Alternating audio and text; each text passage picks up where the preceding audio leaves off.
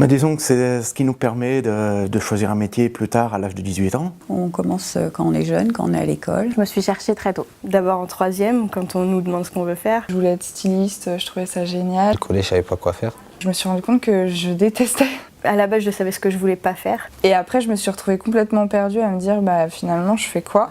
Donc du coup, moi, c'est plus vers le lycée que j'ai commencé à essayer de me dire qu'est-ce que j'avais vraiment envie de faire. Pour moi, c'était inconcevable de sortir du système scolaire. Mon bac, ça a été un peu par défaut, on va dire. Rien qu'en 3 ans, on peut avoir une autre idée de ce qu'on veut faire, ça change beaucoup. C'est plus tard où j'ai commencé à faire ma vie d'adulte, on va dire entre guillemets, et avoir une famille que je me suis dit qu'il fallait que j'aie un emploi stable.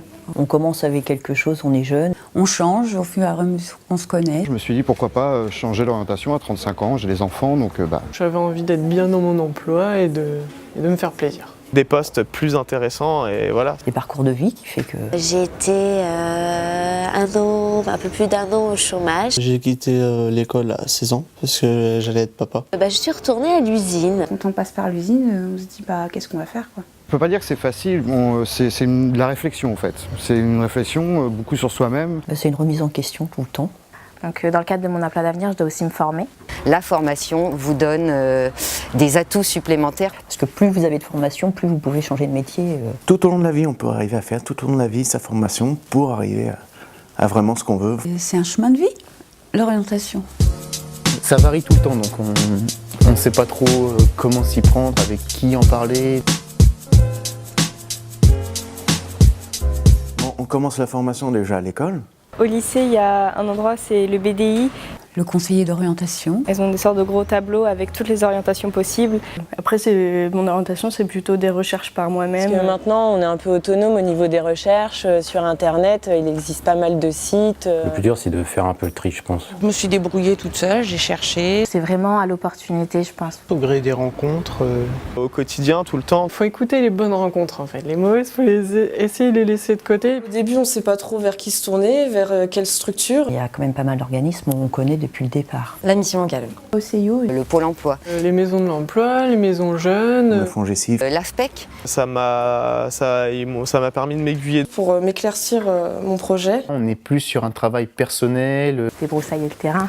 savoir ce que je veux, qui je suis, donc du coup vers quoi je vais me tourner. Je pouvais venir et trouver des solutions. Des professionnels pour m'accompagner, pour faire un CV, pour faire une lettre de motivation. Au bout d'un certain nombre d'années, vous avez des compétences transférables. Là, ce qui m'a aidé, c'est le bilan de compétences, ça m'a bien aidé. Ils peuvent nous aider pour trouver d'autres formations qui nous permettent de faire vraiment ce qu'on a envie. Grâce à ces endroits-là et à ces professionnels-là, j'ai pu avancer tout doucement et sûrement.